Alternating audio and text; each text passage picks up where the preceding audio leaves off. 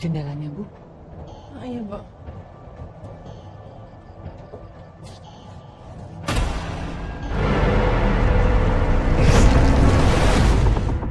আসসালামু আলাইকুম সবাইকে। এই গল্পের শুরু হয় 1995 সালের একটা দৃশ্যের মাধ্যমে।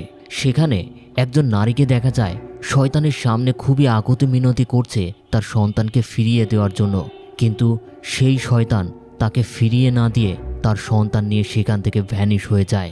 তারপর ঘটনা চলে আসে 2023 সালে। তখন আমরা দেখতে পাই দিকা ও রান্তি নামের এক দম্পতি একটা বাড়ি কিনেছে, আর সেই বাড়িটার উদ্দেশ্যেই তারা রওনা হয়েছে। তারা যেই বাড়িটি ক্রয় করেছে এই বাড়িটা তাদের বাজেটের তুলনায় অনেক অনেক বেশি কম। তারা ভাবতেও পারেনি যে এত কম রেটে তারা এত ভালো বাসা কিনতে পারবে। তো সেই বাসাটা ক্রয় করা হয়ে গেলে ডিকা তার ভাই এবং তার পরিবারকে ডাক দেয়, আর সেখানেই ডিকা তার ভাইয়ের পরিবারকে জানায় তার স্ত্রী বর্তমানে যেই চাকরিটা করছে সেটা সে এখনই ইস্তফা দিয়ে দেবে, আর এরপর তারা সন্তান কনসেপ্ট করার জন্য চেষ্টা করবে। যেই কথাটা শুনে ডিকার ভাইয়ের পরিবার খুবই খুশি হয় এবং তাদেরকে অ্যাপ্রিসিয়েট করে। বড়রা যখন এই বিষয় নিয়ে আলোচনা করছিল তখন সেখানে ছোটরা এই বাড়ির ভেতরে বিভিন্ন জায়গায় খেলাধুলা করছিল। তখন ডিকার ভাতিজি একটা রুমে খুবই ভয়ানক কিছু অনুভব করে, কিন্তু এটা সে কাউকেই বলতে পারে না, কারণ সে এখন পর্যন্ত কিছু দেখেনি। তো এই ঘটনার বেশ কিছুটা সময় পার হয়ে গেলে ডিকার ভাইয়ের পরিবার সেখান থেকে চলে যায়। সন্ধ্যা গড়িয়ে এলে ডিকা এবং তার স্ত্রী রান্টি দরজার সামনে বসে নিজেদের ভেতরে আলোচনা করছিল যে তাদের ছেলে হলে কি নাম রাখবে, মেয়ে হলে কি নাম রাখবে, এমনকি যমজ হলে তারা কি কি নাম রাখতে পারে। এই বিষয় নিয়ে তারা দুজনের ভেতরে কথাবার্তা বলছিল। ঠিক হঠাৎ করেই তাদের সামনের দরজা ধপ করে লেগে যায়। এটা দেখে রান্তি প্রচণ্ড পরিমাণের ভয় পেয়ে যায়। তখন ডিকা তাকে সাহস করে ঘরের ভেতরে নিয়ে গিয়ে দেখে তাদের বেডরুমের ভেতরে যেই জানালা রয়েছে সেই জানালাটা সম্পূর্ণ খোলা, আর বাইরে থেকে দমকা হাওয়া ভেতরে প্রবেশ করছে। ডিকা তাকে বোঝায় বাইরে থেকে দমকা হাওয়া হওয়ার কারণেই দরজাটা এইভাবে আটকে গেছে। সে রান্টিকে বোঝায় ভয়ের কোনো কিছুই নেই, সব কিছুই স্বাভাবিক। এই ঘটনার পর রান্টি ঘুমানোর আগে গোসল করতে যায়। তখন সে হঠাৎ করে বুঝতে পারে বাথরুমের ভেতরে কেউ একজন প্রবেশ করেছে। সে ভাবে এটা তার হাজবেন্ড, হয়তো সে তার সাথে দুষ্টামি করার জন্য এসেছে। এই ভেবে রান্টি তার সাথে কথা বলতে শুরু করে দেয়, কিন্তু এক পর্যায়ে সে লক্ষ্য করে তার হাজবেন্ড কোনো উত্তর দিচ্ছে না। তাই সে পর্দা সরিয়ে দেখে সেখানে আসলে কেউ নেই। সে তো হতভম্ব হয়ে যায়। তখন বাথরুমের ভেতর থেকে লক করা ছিল। সে ভাবে এটা হয়তো তার মনের কোনো ভুল হতে পারে। এই ভেবে সে দরজা খুলে চলে যাবে। ঠিক তখনই বেসিনের ট্যাপটা চালু হয়ে যায়। এটা দেখে সে একটু ভয় পেয়ে যায়। সে ধীরে ধীরে ট্যাপের সামনে এগিয়ে গিয়ে ট্যাপটা বন্ধ করে দেয়। সে মনে করে এটাও হয়তো তার মনেরই ভুল, এছাড়া আর কিছুই নয়। এরপর সে যখন আয়নার দিকে তাকায় তখন তার কাছে মনে হতে থাকে এই আয়নার ভেতরে তার শ্যাডো নয়, এটা অন্য কারো শ্যাডো। সে যখন ভালোভাবে লক্ষ্য করে তখন সে এতটাই ভয় পেয়ে যায় যে সে চিৎকার করে বসে। তখন নিচে ডিকা কোনো একটা বিষয় নিয়ে কাজ করছিল।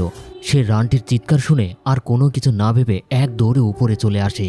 তারপর রান্টির থেকে বিষয়টা যখন জানতে পারে তখন ডিকা তাকে বোঝায় হয়তো জলীয় বাষ্পের কারণে আয়নার ভিতরে তার শ্যাডোই একটু ভিন্ন রকম দেখা যাচ্ছিল। কিন্তু রান্টি এই বিষয়টা কোনোভাবেই মানতে রাজি নয়। উল্টো ডিকার উপর রেগে গিয়ে বলে আমি জানি কোনটা জলীয় বাষ্পের ভেতরে আমার শ্যাডো আর কোনটা অন্য কারো শ্যাডো। এই ব্যাপারটা নিয়ে রান্টি তার হাজবেন্ডের সাথে মনোমালিন্য করে অন্য কাত হয়ে ঘুমিয়ে পড়ে। তখন ডিকা কি করবে বুঝতে না পেরে রুম থেকে বের হয়ে ডাইনিং স্পেসে আসে। তখন সে মোবাইলে একটি ভিডিও ধারণ করছিল, আর সেখানে সে বলছিল আজকেই তাদের কনসেপ্ট করার প্রথম রাত ছিল, কিন্তু রান্টি তার উপর রাগ করে সে এখন ঘুমিয়ে পড়েছে, এজন্য তাদের আর ট্রাই করা হলো না। এই কথাগুলো ডিকা যখন রেকর্ড করছিল ঠিক সেই মুহূর্তে সে অনুভব করে তার সামনে দিয়ে কিছু একটা চলে গেল। ডিকা একটু চমকে ওঠে। তারপর সে ধীরে ধীরে দরজা খুলে বাইরে এসে দেখে আসলে বাইরে কেউ নেই। তখনই তার চোখে পড়ে একটা কালো বিড়াল। সে মনে করে এটা যেহেতু তাদের কাছে একটা নতুন জায়গা, হতে পারে এই বিড়ালটা অন্য কারোর।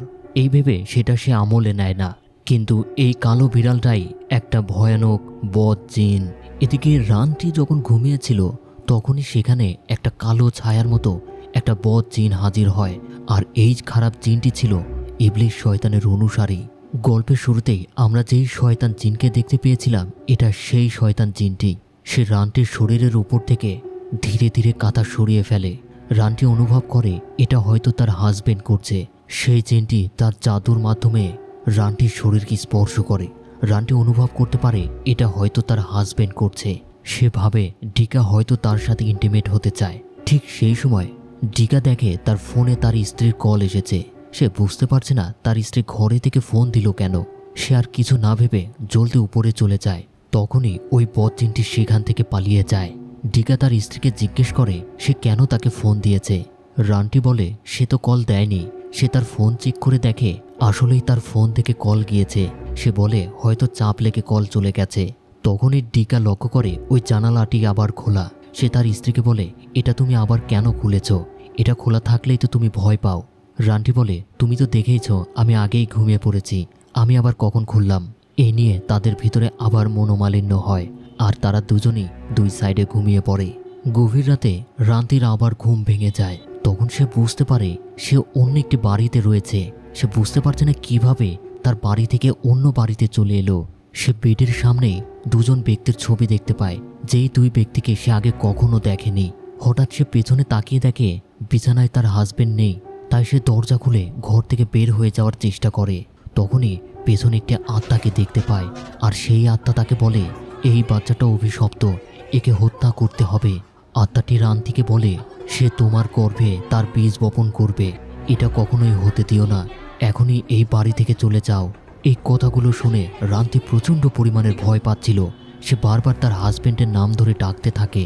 হঠাৎ ওই আত্মার গর্ভ থেকে একটি কালো ছায়া বেরিয়ে রান্তির গর্ভের ভেতরে ঢুকে আর মুহূর্তের ভেতরেই রান্তির পেট ফুলতে ফুলতে অনেক বড় হয়ে যায়। সে প্রচণ্ড ব্যথা অনুভব করে। ঠিক তখনই এক অজানা শক্তি রান্তিকে শূন্যের উপর ভাসিয়ে বিছানার উপর আছড়ে ফেলে। এরপর সেই আত্মাটি ভাসতে ভাসতে তার সামনে আসে এবং তার পেটে স্পর্শ করে। এটা দেখে রান্তি আর নিজেকে ধরে রাখতে না পেরে প্রচণ্ড জোরে চিৎকার করতে শুরু করে দেয়। তখনই তার ঘুম ভেঙে যায় আর সে দেখতে পায় সম্পূর্ণ সকাল হয়ে গেছে আর এটা ছিল তার একটি দুঃস্বপ্ন। এরপরে রান্তি তার হাজবেন্ডের সাথে অফিসের দিকে যাচ্ছিল, কারণ আজকেই সে তার অফিসে রিজাইন লেটার জমা দেবে। যাওয়ার পথে রান্তি ও ডিকার ভেতরে আবার ঝামেলা পেতে যায়, কারণ ডিকার কাছে মনে হয়েছে সে যে স্বপ্নটা দেখেছে সেটা একটা দুঃস্বপ্ন আর এটা ছিল হাস্যকর। আর এই কথাটি রান্তি মেনে নিতে পারেনি। ঠিক তখনই তাদের গাড়ির সামনে একটি কালো বিড়াল ধাক্কা খায়। তারা দুজন জলদি গাড়ি থেকে নেমে দেখে যে ওই বিড়ালটা বেঁচে আছে কিনা, কিন্তু আশ্চর্যের বিষয় হলো ওই বিড়ালটিকে আর কোথাও দেখা যায় না। ডিকা মনে করে হয়তো সে এখনো বেঁচে আছে, এই জন্য কোথাও পালিয়ে গিয়েছে। তখন রান্তি ডিকাকে দেখিয়ে দেয় তার গাড়ির সামনে রক্তের ছেটা। সে বলে কালো বিড়াল কখনো শুভ হতে পারে না, নিশ্চয়ই তাদের জন্য কোনো বিপদ অপেক্ষা করছে। কিন্তু ডিকা তার এইসব কথা বিশ্বাস করে না। এরপর তারা দুজন যে যার মতো অফিসে চলে যায়। রান্তি তার অফিসে এসে রিজাইন দিয়ে বের হয়ে আসে। তখন তার প্রিয় বান্ধবী বলছিল তাকে ছাড়া এই অফিসটা সম্পূর্ণ বোরিং লাগবে। এই কথা বলতে বলতেই রান্তি হঠাৎ দেখতে পায় সেই কালো বিড়ালটি অফিসের ভেতরে ঘোরাফেরা করছে। সে তার বান্ধবীকে বলে এই অফিসে কেউ কালো বিড়াল পালছে কিনা। এই কথা শুনে তার বান্ধবী অবাক হয়। তারপর রান্তি সেই বিড়ালের পিছে পিছে গিয়ে দেখে সেই বিড়ালটি কোথাও আর নেই, কিন্তু সেই জায়গায় রয়েছে বেশ কিছু রক্ত। এটা দেখে তারা দুজনেই ঘাবড়ে যায়। এখানে রক্ত আসার তো কথা নয়। রান্তির বান্ধবী তাড়াতাড়ি একটি ক্লিনারকে ডেকে সেই রক্তটি পরিষ্কার করে ফেলে। সেই মুহূর্তে রান্তির ফোনে তার হাজবেন্ডের মেসেজ আসে। সে মেসেজে জানায় তার একটি সিঙ্গাপুরের ক্লায়েন্টের সাথে মিটিং রয়েছে, এই জন্য তার আসতে দেরি হয়ে যাবে। সেই জন্য আপাতত তাকে একাই বাসায় যেতে বলে। এদিকে ডিকার অ্যাসিস্ট্যান্ট সেই সিঙ্গাপুরের ক্লায়েন্টকে তার সাথে পরিচয় করিয়ে দেয়। তার নাম লুসি। লুসিকে দেখেই তার বেশ ভালো লাগে। লুসি জানায় সেই কোম্পানির প্রতিনিধিত্ব করবে। তখন হ্যান্ডশেক করার সময় ডিকা অনুভব করে লুসির হাত প্রচণ্ড আকারে ঠান্ডা। তখন লুসি জানায় সে যেই গাড়িতে করে এসেছে সেই গাড়িতে প্রচণ্ড পরিমাণে ঠান্ডা ছিল এসির কারণে। এদিকে রান্তি তার অফিসের জিনিসপত্র নিয়ে বাসায় ফিরে আসে। সে বাসায় ঢুকে জানালা দিয়ে বাইরে তাকাতেই দেখে একটা অদ্ভুত লোক তার দিকে এক দৃষ্টিতে তাকিয়ে আছে। তখনই তার ফোনে ডিকার মেসেজ আসে। সে মেসেজে দেখতে পায় ডিকা তাকে বলছে আজ রাতে তার বাসায় ফিরতে অনেক দেরি হবে, কারণ তার একটি মিটিং পড়ে গিয়েছে। যদি ভয় করে তাহলে তার বান্ধবী টিনাকে ডাকতে বলে। রান্টি মেসেজটি পড়ার পর আবার বাইরে তাকাতেই দেখে সে লোকটি সম্পূর্ণ ভ্যানিশ হয়ে গেছে। এটা দেখে সে বেশ অবাক হয়ে যায়। সন্ধ্যার সময় রান্তি যখন টেলিভিশন দেখছিল তখন ডিকা তার কাছে ফোন দেয়। সে বলে তার মিটিংটি হতে আর একটু সময় লাগবে, তার আসতে আসতে রাত 9টা বেজে যেতে পারে, সেই জন্য তার বান্ধবী টিনাকে ডাকতে বলে। কিন্তু রান্তি বলে সেটা দরকার নেই, সে এমনিতেই ঠিক আছে। কথা বলতে বলতে রান্তি লক্ষ্য করে টেলিভিশনটি ডিস্টার্ব করা শুরু করছে। সে রিমোট দিয়ে চ্যানেল চেঞ্জ করার চেষ্টা করলে টেলিভিশনটি অটোমেটিকলি অফ হয়ে যায়। সে ডিকার সাথে কথা শেষ করে টেলিভিশনটি ঠিক করতে চায়। ঠিক সেই মুহূর্তে আবার সে ওই কালো বিড়ালটি দেখতে পায়। এবার সে সোফার উপর যেই বালিশ ছিল সেই বালিশটি ওই বিড়ালের দিকে ছুঁড়ে মারে চলে যাওয়ার জন্য, কিন্তু বিড়ালটি একটুও নড়ে না সেখান থেকে। তাই সে আবার আরেকটি বালিশ তুলতেই দেখে বিড়ালটি ভ্যানিশ। এটা দেখে সে প্রচণ্ড ভয় পেয়ে যায়। সে সেখানে আর দেরি না করে এক দৌড়ে তার বিছানায় চলে যায়।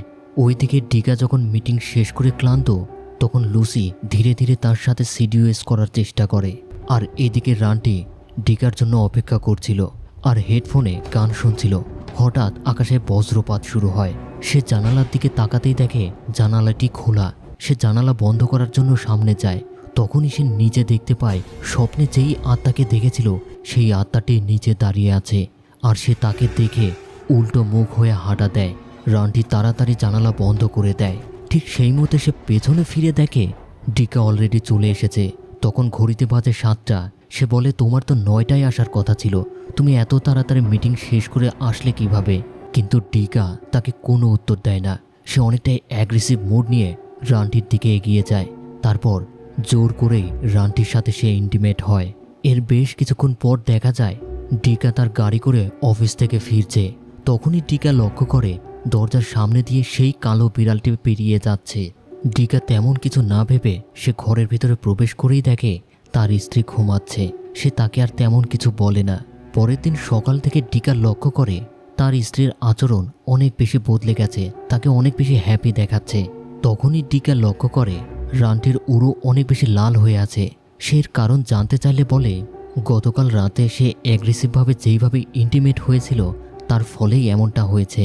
রান্টি অনেক বেশি অবাক হয়ে যায়। সে তো গত রাতে তার সাথে ইন্টিমেট হয়নি, তাহলে গত রাতে কী হয়েছে? ডিকা এই বিষয় নিয়ে রান্তির সাথে আর আলোচনা করে না, কারণ তার সাথে এই বিষয়ে আলোচনা করলেই রান্টি আবার হয়তো রাগ করবে। তখনই ডিকার ফোনে তার অফিস থেকে মেসেজ আসে, যেই মেসেজে বলা হয় তাকে একটি বিজনেস ট্রিপের জন্য কয়েকদিন দেশের বাইরে থাকতে হবে। মেসেজটা পড়ার পর সে তার স্ত্রীকে বিষয়টা বলে, কিন্তু রান্টি এই বিষয়টা খুব স্বাভাবিকভাবে নেয়, কারণ তার মুড এখন অনেক ভালো। ডিকা বলে তাদের এখন কাজের লোক রাখা দরকার, কারণ রান্টি সবসময় বাসাতেই থাকবে, তার দেখভালের জন্য লোক রাখা প্রয়োজন। রান্তি তার কথায় একমত হয়। এরপর ডিকা বলে তার অফিসের কাজের জন্য আজকে বিকেলে বের হতে হবে, অর্থাৎ এখনই বেরোতে হবে। তারপর ডিকা তার স্ত্রী থেকে বিদায় নিয়ে গাড়ি নিয়ে বের হয়ে চলে যায়। তারপর রান্তি ঘরে ফিরে যেতেই হঠাৎ পেছন থেকে একজন বয়স্ক লোক এসে বলে সে তার বাসায় কাজ করতে চায়। মহিলাটির নাম হলো দার্মি। সে বলে আমার কাজ যদি আপনার পছন্দ না হয় তাহলে আমি চলে যাব। এই কথা শুনে রান্তি তাকে আর ফেরায় না, কারণ তার তো এখনই দরকার। সে ওই মহিলাটিকে নিয়ে ঘরের ভিতরে ঢোকে। তারপর সে ডিকার কাছে কল করে বিষয়টা বলে। তখন ডিকা বলে আমি মাত্রই অনলাইনে কাজের লোক খুঁজছিলাম। রান্তি বলে তার এখন আর দরকার হবে না, সে একজন বয়স্ক মহিলাকে পেয়েছে, আর এই মহিলাটিকে তার অনেক ভালো মনে হচ্ছে। ডিকা বলে কি অবাক ব্যাপার, আজকেই আমরা ভাবছিলাম যে একটা কাজের লোক দরকার, আর আজকে মিলেও গেল। এরপর কয়েকদিন পার হয়ে যায়। রান্তি তার হাজব্যান্ডকে আবার ফোন দিয়ে বলে সে যেই কাজের লোককে রেখেছে সেই লোক নাকি অনেক ভালো, সে অনেক কম কথা বলে, তাছাড়া তার কাজও অনেক দ্রুত গতিতে হয়। এরপর সে তার হাজব্যান্ডকে বলে সে যখন বাসায় ফিরবে তখন তার জন্য একটি সারপ্রাইজ রয়েছে। এই কথা বলে সে ফোনটি রেখে দেয়। তখনই তার রুমের জানালা হঠাৎ করে খুলে যায়। সে এবার আর ভয় পায় না, সে মনে করে এটা হয়তো বাতাসের কারণেই খুলে গিয়েছে। তখনই সে একটি গায়েবী আওয়াজ শুনতে পায়, আর সেই আওয়াজ তাকে বলছিল এখনই এখান থেকে চলে যাও, সে তোমার গর্ভে বীজ বপন করবে, ওই বাচ্চাকে যে করেই হোক মরতেই হবে। এই কথা বলার পরে ওই গায়েবী আওয়াজটি থেমে যায়। সে ভয় পেয়ে তাড়াতাড়ি দরজা খোলার চেষ্টা করে, কিন্তু তখন সে বুঝতে পারে দরজাটিও অপর প্রান্ত থেকে বন্ধ করা আছে। সে বারবার দার্মিকে ডাকতে থাকে দরজা খোলার জন্য। তখন দেখা যায় এই দার্মি আসলে ওই বদজিনের একজন দাসী, আর সে তার কথা মতো এখানে এসেছে। তখন ওই বদজিন তার গলা চেপে ধরে। দার্মি তাকে বলে এবার যদি আমি ব্যর্থ হই তাহলে মরার জন্য প্রস্তুত। সে তার কাছে আরেকটি বার সুযোগ চায়। তখনই বদজিনটি তার গলা ছেড়ে দেয়। দার্মি কেন এই বদজিনটির দাসত্ব করে এবং কেনই সে ওই বদজিনটির কাছ থেকে আরেকটি বার সুযোগ চাইল, এর পেছনে একটা বড় টুইস্ট রয়েছে, যেটা আপনারা খুব শীঘ্রই জানতে চলেছেন। তো ঠিক সেই মুহূর্তে দার্মি শুনতে পায় রান্তি তাকে বারবার ডাকছে। সে আর এক মুহূর্ত দেরি না করে জলদি ঘরের ভেতরে গিয়ে দরজা খুলে দেয়। রান্তি তার কাছে জানতে চায় তার দরজা খুলতে এত দেরি হলো কেন। তখন দার্মি বলে সে একটি অন্য কাজে অন্য সাইডে ব্যস্ত ছিল। রান্তি তাকে এই ব্যাপারে আর কোনো কিছুই বলে না। সে বলে আগামীকাল একটা মেনু নিয়ে তার সাথে কথা বলতে হবে, কারণ আগামীকালই ডিকা বাসায় ফিরবে। এই কথা বলে রান্তি ঘর থেকে বের হয়ে আসে। তখন দার্মি দরজা বন্ধ করার সময় সে ভিতরে কিছু একটা খুঁজতে থাকে। তারপর দরজা বন্ধ করে দেয়। তখনই দেখা যায় সেই আত্মাটি পাশেই দাঁড়িয়ে রয়েছে। পরের দিন সকালে ডিকা বাসায় ফিরে আসে। তখন রান্তি তাকে দেখে খুবই খুশি। আর সেখানেই ডিকা দার্মিকে প্রথম দেখতে পায়। সে তার সাথে পরিচয় হয়ে রান্টিকে জিজ্ঞেস করে গতকাল রাতে সে যে সারপ্রাইজের কথা বলেছিল সেই সারপ্রাইজটা কোথায়। রান্টি তাকে সেখান থেকে ঘরের ভেতরে নিয়ে যায়। তারপর সে বলে সে এখন গর্ভবতী। এই কথা শুনে ডিকার মুখটা অনেকটা ফ্যাকাশে হয়ে যায়। সে রান্টিকে জিজ্ঞেস করে আমরা লাস্ট কবে ইন্টিমেট হয়েছিলাম। রান্টি বলে তুমি তো গত কিছুদিন আগেই আমার সাথে ইন্টিমেট ছিলে, আর তুমি খুবই অ্যাগ্রেসিভ ছিলে। এই কথা শুনে ডিকা অনেকটা চুপচাপ হয়ে যায়। আর তার নীরবতা দেখে রান্টি বলে তুমি কি আমাকে সন্দেহ করছো। ডিকা তাকে বোঝানোর চেষ্টা করে এমনটা নয়, কিন্তু রান্টি তার উপর ভীষণ রেগে যায়। এরপর ডিকা অফিসে চলে যায়। আর এই ব্যাপারটা নিয়ে ডিকার ভীষণ মন খারাপ ছিল। তখনই লুসি তার সামনে আসে এবং তার এই বিষণ্ণতার কারণ জিজ্ঞেস করে। ডিকা তাকে বলে তার স্ত্রী গর্ভবতী, কিন্তু এটা আমি নিশ্চিত নই সেই সন্তান তার নিজের। লুসি তাকে বলে তার ধারণা তো ভুলও হতে পারে। তখন ডিকা বলে সেদিন রাতে আমি তার সাথে কোনো ইন্টিমেটই হয়নি, বরং সেদিন সে লুসির সাথেই কোনো এক হোটেলে ইন্টিমেট হয়েছিল। আর আমরা ফ্ল্যাশব্যাকে দেখতে পাই যেদিন লুসি তাকে সিডিউস করার চেষ্টা করেছিল সেই দিনই ডিকা তার সাথে ইন্টিমেট হয়েছিল। ডিকা এই কাজের জন্য অনেক বেশি অনুতপ্ত হয়। সে বারবার বলছিল তার সেদিন বাসায় যাওয়াই উচিত ছিল। লুসি বলে সেদিন আপনি অনেক বেশি ক্লান্ত ছিলেন, এই জন্যই আমি আপনাকে সঙ্গ দিয়েছিলাম, আর আপনিও সেটা উপভোগ করেছিলেন। এই কথা বলে লুসি সেখান থেকে চলে যায়। এদিকে রান্টি সারাদিন কিছুই খায়নি। তখন দার্মি এসে তাকে বলে আপনি আজ সারাদিন কিছুই খাননি, এইভাবে না খেয়ে থাকলে সন্তানের উপর প্রভাব পড়বে। তখন রান্টি দার্মিকে বলে তার হাজবেন্ড সন্দেহ করছে এই সন্তানটি নাকি তার নয়, কিন্তু সে দার্মিকে বলে সে সেই টাইপের মানুষই নয়। দার্মি বলে আমি আপনাকে বিশ্বাস করি, কিন্তু এখন তার থেকে বেশি জরুরি এই বাচ্চাটাকে ভালোভাবে পৃথিবীতে নিয়ে আসা, সেই জন্য তার যত্ন নিতে হবে। এই বলে দার্মি কিচেন রুম থেকে তার জন্য কিছু খাবার নিয়ে আসে। তখন সেখানেই ওই কালো বিড়ালটি উপস্থিত ছিল। রান্টি যখনই খাবার খাবে ঠিক তখনই বাইরে থেকে একটা দমকা হাওয়া ভেতরে প্রবেশ করতেই জানালাটা প্রচণ্ড জোরে খুলে যায়, আর সেই শব্দে রান্টির হাত থেকে খাবারটি পড়ে যায়। তখন আমরা দেখতে পাই ওই চামচটির সাথে অনেকগুলো কেঁচো, যার অর্থ হলো দার্মি তাকে ব্ল্যাক ম্যাজিকের নিয়ন্ত্রণে নিয়ে নেবে। রান্টি যখন ওই খাবারের দিকে তাকায় তখন কিন্তু সে স্বাভাবিক খাবারই দেখছিল, কিন্তু বাস্তবে সেটা কিন্তু কোনো খাবার ছিল না। এরপর দার্মি ওই জানালাটি বন্ধ করতে গিয়ে সেই আত্মাকে দেখতে পায়। তখন দার্মি ওই আত্মাকে বলে আমি জানি তুমি এখানে আটকা পড়েছ, কিন্তু তুমি এবং আমি দুজনেই জানি আমরা কি করতে চলেছি। এর অর্থ দাঁড়ায় দার্মি এই আত্মাকে অনেক আগে থেকেই জানে, আর এরও একটি ভয়ানক অতীত রয়েছে যেটা আপনারা খুব শীঘ্রই জানতে চলেছেন। তো এই বলে দার্মি জানালাটি লক করে দেয়। তারপর রান্তির দিকে তাকিয়ে দেখে সে খাবারটি খুব মজা করেই খাচ্ছে, আর এটা দেখে সে মুচকে হাসি দেয়। রান্তির খাওয়া দাওয়া শেষ হলে দার্মি তাকে ঘুমানোর জন্য বিছানায় নিয়ে গিয়ে শুয়ে দেয়। তারপর রান্তি ঘুমিয়ে গেলে তখনই সেখানে ওই ভয়ানক বদজিন হাজির হয়, আর দার্মি তাকে বলে আমি এই বাচ্চার যত্ন নেব। এই কথা শুনে সেই বদজিনটি সেখান থেকে ভ্যানিশ হয়ে যায়। তারপর দার্মি যখন তার রুমের দিকে যাচ্ছিল তখনই দার্মির একটা অতীতকে দেখানো হয়। আসলে যেই আত্মাটি বারবার রান্তিকে দেখা দিয়েছিল সেই আত্মাটি আসলে রান্তিকে সাহায্য করার চেষ্টা করছিল, কিন্তু রান্তি এখনও তাকে বিশ্বাস করতে পারছে না। রান্তিরা এখন যেই বাড়িটি কিনেছে এই বাড়িটা একসময় ওই আত্মাদেরই ছিল। গল্পের শুরুতেই আপনারা দেখেছিলেন 1995 সালে যেই বাচ্চাটিকে এই বদজিনটি নিয়ে গিয়েছিল, ওই বাচ্চাটিকে আসলে সে ফিরে পাওয়ার জন্য ওই বদজিনের কথা মতো সে কাজ করছিল। আর সেই বদজিন তাকে বলেছিল এই পরিবারের গর্ভে তার বীজ বপন করতে, আর সেই বাচ্চাটাকে ভালোভাবে পৃথিবীতে আনতে হবে। এই জন্যই দার্মি তাদের সাথে ভালো ব্যবহার করে সেই বাচ্চাটাকে ভালোভাবে পৃথিবীতে আনার চেষ্টা করছিল। কিন্তু শেষমেশ ওই মহিলা এই বাচ্চা সম্পর্কে সব কিছু জেনে যায়। সে কোনোভাবে এই বাচ্চাকে পৃথিবীতে আনতে দিতে চায় না। সে জেনে গিয়েছিল এই বাচ্চাকে পৃথিবীতে আনলে সে পুরো পৃথিবীকে ধ্বংস করে ফেলবে। সেই জন্য সে নিজেকে স্যাক্রিফাইস করতে চায়। এই জন্য সে ওই বাচ্চাটিকে সহ নিজেই আত্মহত্যা করতে চেয়েছিল। কিন্তু দার্মি তাকে বারবার বাধা দেওয়ার চেষ্টা করে। আর ওই সময় যেই চাকুটি সে ব্যবহার করছিল সেই চাকু দিয়েই দার্মির মুখের উপর একটা বড় রকমের কোপ দেয়, যার ফলে দার্মির মুখে এখন পর্যন্ত সেই বড় দাগটা রয়ে গেছে। এইদিকে ডিকা আবার ওই লুসির সাথে সে ইন্টিমেট হয়, যার ফলে সে আর বাসায় ফিরে না। সে ওই হোটেলেই ঘুমিয়ে পড়ে।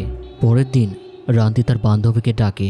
তার বান্ধবী আসলে সে এই পুরো ব্যাপারটা খুলে বলে যে তার স্বামী তার এই বাচ্চা নিয়ে সন্দেহ পোষণ করছে। কিন্তু তার বান্ধবী তাকে বলে যে তার হাজবেন্ড আসলে এই টাইপের মানুষ নয়। সে যতটুকু জানে সে রান্তিকে বোঝায় তাদের এই ব্যাপারটা একসাথে বসে খুবই সুন্দরভাবে তাদের মিটমাট করে নিতে হবে। কথা মতো রান্তি সেটা করতেই রাজি হয়। এইভাবে সন্ধ্যা হয়ে গেলে রান্তির সেই বান্ধবী বাসায় ফিরে যাওয়ার জন্য বের হয়। রান্তি তাকে ভালোভাবে বিদায় দিয়ে যখনই ভাবে সে ঘরে ঢুকে যাবে, ঠিক সেই মুহূর্তে ওই লোকটিকে আবার দেখতে পায়। এবার সেই লোকটি তার দিকে ধীরে ধীরে এগিয়ে আসছিল। আর এটা দেখে সে ভয় পেয়ে এক দৌড়ে ঘরের ভেতরে চলে যায়। তারপরে সে দার্মিকে এই পুরো ব্যাপারটা খুলে বলে। দার্মি তাকে তার ঘরে যেতে বলে। সে বলে এই ব্যাপারটা সে দেখছে। এই বলে সে দরজা খুলে দেখে ওই লোকটি দাঁড়িয়ে আছে। লোকটিকে দেখা মাত্রই দার্মি তাকে চিনে ফেলে, আর লোকটিও দার্মিকে চেনে। সেই লোকটি দার্মিকে বলে এখনও সময় আছে এই সমস্ত কিছু বন্ধ করার, আমি শুধু এই দিনটার জন্যই অপেক্ষা করছি। কিন্তু দার্মি তাকে হুমকি দেয় এখান থেকে চলে যাওয়ার জন্য। লোকটি জানায় আমি মৃত্যুকে আর ভয় পাই না, আমি মৃত্যুর জন্য অলরেডি প্রস্তুত আছি। এই কথা বলেই সে দরজা লাগিয়ে দেয়। তখন লোকটি হাতে অনেকটা ব্যথা পায়। ওইদিকে রান্তির প্রসব বেদনা শুরু হয়েছে। সে চিৎকার করে দার্মিকে ডাকছিল। এর কিছুক্ষণের মধ্যেই দার্মি সেখানে উপস্থিত হয়। সে বলে সে প্রচণ্ড ব্যথা অনুভব করছে। দার্মি তাকে বলে আমি এখনই মলম নিয়ে আসছি, যেটার ব্যবহার করলে আপনার ব্যথা সম্পূর্ণ চলে যাবে।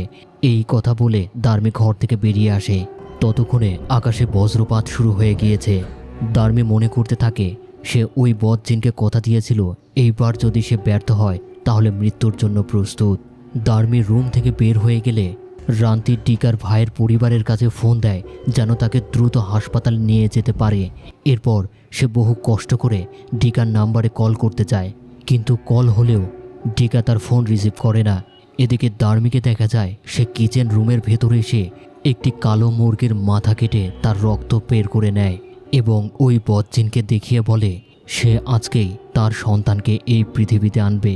অর্থাৎ রান্তির গর্ভে এতদিন যেই সন্তানটি বেড়ে উঠেছিল এটা কোনো মানুষের বাচ্চা ছিল না, এটা ছিল ওই বদজিনের সন্তান।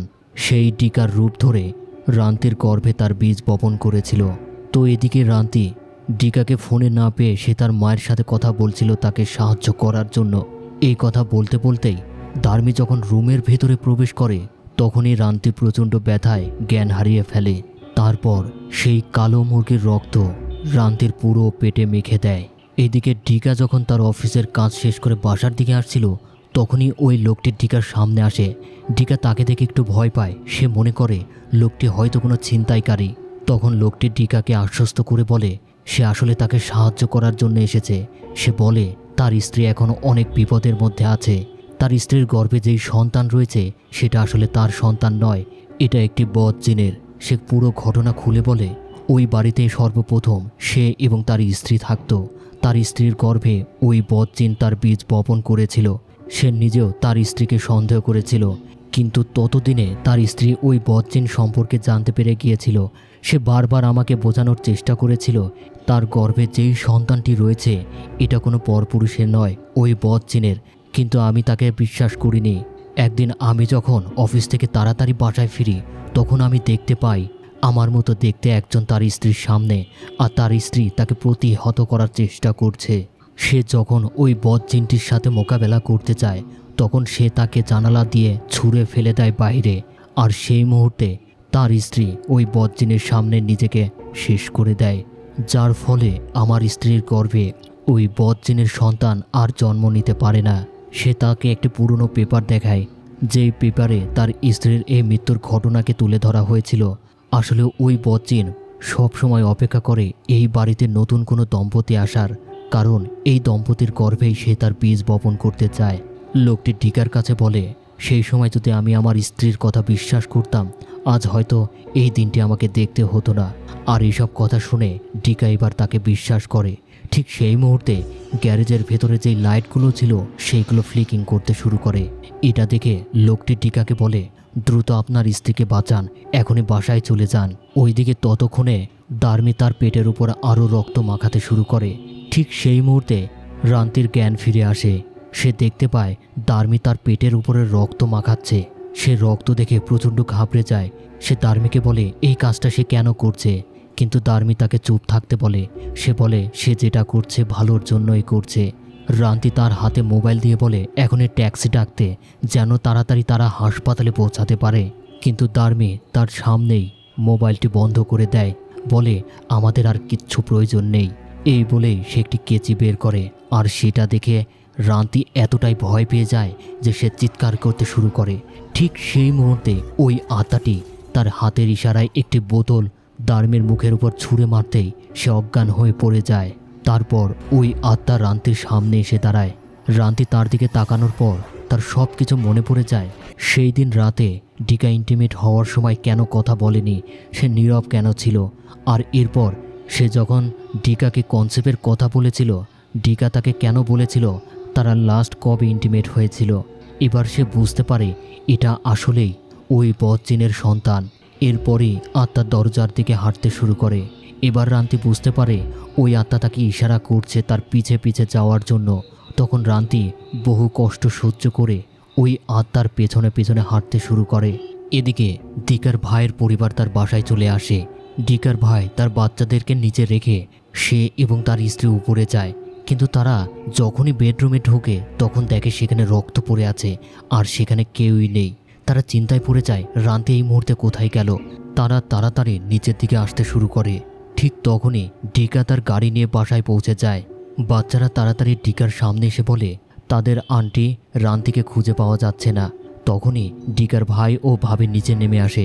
তারা বলে তারা বেডরুমে দেখেছে রান্তি কোথাও নেই, কিন্তু চারিদিকে রক্ত ছিটে আসে। এই কথা শুনে ডিকা ভীষণ চিন্তায় পড়ে যায়। তখন ওই লোকটি তাকে বলে আমি হয়তো জানি তারা এখন রান্তিকে কোথায় নিয়ে গিয়েছে। সে ডিকাকে তার সাথে আসতে বলে। তখন ডিকা তার ভাই এবং ভাবিকে বলে এই মুহূর্তে যত তাড়াতাড়ি সম্ভব অ্যাম্বুলেন্সকে ফোন দিতে। এই কথা বলে ডিকা ওই লোকটির পিছে পিছে হাঁটতে থাকে। এদিকে রান্তি ওই আত্মার পিছে হাঁটতে হাঁটতে বাড়ির একদম বাইরের এরিয়ায় চলে আসে। তারপর ওই আত্মা সেখান থেকে চলে যায়। রান্টি এখন বুঝতে পারছে না তাকে কি করতে হবে। সে প্রচণ্ড ব্যথায় সেখানে বসে পড়ে। ঠিক তার কিছুক্ষণের মধ্যেই দার্মি সেখানে উপস্থিত হয়, আর এটা থেকে সে প্রচণ্ড ভয় পেয়ে যায়। দার্মি কেচি হাতে তার সামনে এসে বলে বাচ্চাকে বের করে দিতে, কিন্তু রান্তি তাকে অনুরোধ করে তাকে যেন কোনোভাবে আঘাত না করা হয়। দার্মি ধীরে ধীরে তার কাছে এগিয়ে গেলে রান্তি বাধ্য হয়ে তাকে আঘাত করে সেখান থেকে পালিয়ে যায়। সে বেশ কিছুটা দূর যাওয়া মাত্রই প্রচণ্ড ব্যথায় সেখানে হোঁচট খেয়ে পড়ে যায়। তারপর সেখানে জ্ঞান হারিয়ে ফেলে। তখন দার্মি আবার ওই কেচি নিয়ে রান্তিকে খুঁজতে বেরিয়ে পড়ে, আর তার নাম ধরে ডাকতে থাকে। ঠিক সেই মুহূর্তে ওই লোকটি ডিকাকে নিয়ে ওই রাস্তা ধরে আসছিল। তখনই ওই লোকটা রান্তিকে দেখতে পায়। সে ডিকাকে তাড়াতাড়ি ডাক দেয় সেখানে আসতে। এরপর ডিকা আর ওই লোকটি মিলে রান্তিকে সেখান থেকে নিয়ে বাড়ির সামনে চলে আসে। আর এইদিকে ওই বদজিনটি দার্মির সামনে এসে হাজির হয়। দার্মি তাকে বলে সে খুব শীঘ্রই ওই বাচ্চাটিকে জন্ম দেবে। সে তাড়াতাড়ি রান্তিকে খুঁজে বের করবে। সেই মুহূর্তে একটা টুইস্ট সামনে আসে।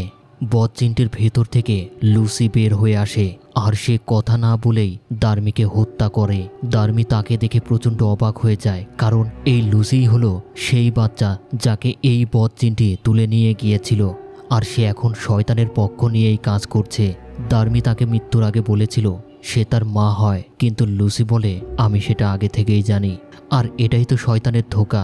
শয়তান কখনোই মানুষকে সাহায্য করে না, বরং সাহায্যের বিনিময়ে উল্টো তার সাথে বেইমানি করে এবং ধোঁকা দেয়। তো তারপরেই লুসি ওই বজ্জিনের মতো অদৃশ্য হয়ে ডিকার পিছনে হাজির হয়। ততক্ষণে রান্টিরও জ্ঞান ফিরে এসেছে। সে ডিকাকে বলে সে বুঝতে পেরেছে এই সন্তানটা আসলে কার। তখনই লুসি ডিকার গায়ে লাথি মারে আর ডিকা ছিটকে যায়। ডিকা তার সাথে মোকাবেলা করার সময় লুসি রান্তিকে তার কন্ট্রোলে নিয়ে নেয়। তখন রান্তি তার কন্ট্রোলে থাকা অবস্থায় ধীরে ধীরে তার রুমের দিকে এগিয়ে যায়। ঠিক সেই মুহূর্তে ওই লোকটি এসে লুসির গায়ে আঘাত করতেই তার হাতে থাকা কেচিটি নিচে পড়ে যায়। লোকটি ডিকাকে বলে এখনই তার স্ত্রীকে বাঁচাতে সে যেন দ্রুত তার স্ত্রীর কাছে চলে যায়। এই কথা শুনে ডিকা পড়ে থাকা কেচি নিয়ে তার স্ত্রীর দিকে এগিয়ে যায় আর লোকটি লুসির সাথে মোকাবেলা করতে শুরু করে। লোকটি কিছুতেই লুসির সাথে মোকাবেলা করে পেরে ওঠে না। শেষমেশ লুসি তাকে সেখানেই হত্যা করে ফেলে। অপরদিকে রান্তি যখন তার বিছানায় চলে আসে তখন ওই বজ্জিন তার সামনে হাজির হয়। রান্তি তাকে বলে আমি কিছুতেই এই সন্তানকে পৃথিবীতে আসতে দেব না, এর চেয়ে বরং তুমি আমাকে হত্যা করে ফেলো। সেই মুহূর্তে ডিকা কেচিটি নিয়ে সামনে চলে আসে। ডিকা কেচি নিয়ে ওই বজ্জিনকে আঘাত করতেই জিনটি তার সামনে ভ্যানিশ হয়ে যায় আর সে ছিটকে রান্তির অপর প্রান্তে পড়ে যায়। তারপর ওই বজ্জিন আবার হাজির হয়। ঠিক সেই মুহূর্তে রান্তি ডিকার হাত থেকে কেচিটি নিয়ে বলে আমাকে ক্ষমা করো, এই বাচ্চাকে পৃথিবীতে আসতে দেওয়া যাবে না। এই বলেই রান্তি কেচিটি তার পেটের ভেতরে ঢুকিয়ে নেয় আর সাথে সাথে বজ্জিনটি সেখান থেকে ভ্যানিশ হয়ে যায়, কারণ এবারও সে ব্যর্থ হয়েছে। এরপর রান্তি সেখানেই মারা যায়। এতে ডিকা প্রচণ্ড পরিমাণের কষ্ট পায়। তারপর সে চিৎকার করে কাঁদতে শুরু করে। এরপর তার স্ত্রীকে ঘর থেকে বের করে নিয়ে আসে। সেই মুহূর্তে দেখা যায় ওই আত্মা হাসি মুখ নিয়ে ভ্যানিশ হয়ে যায়, যার অর্থ হলো ওই আত্মাটি এখন মুক্তি পেয়েছে। তখন লুসিও সেখান থেকে ভ্যানিশ হয়ে যায় আর ঠিক সেই মুহূর্তেই অ্যাম্বুলেন্স এসে হাজির হয়।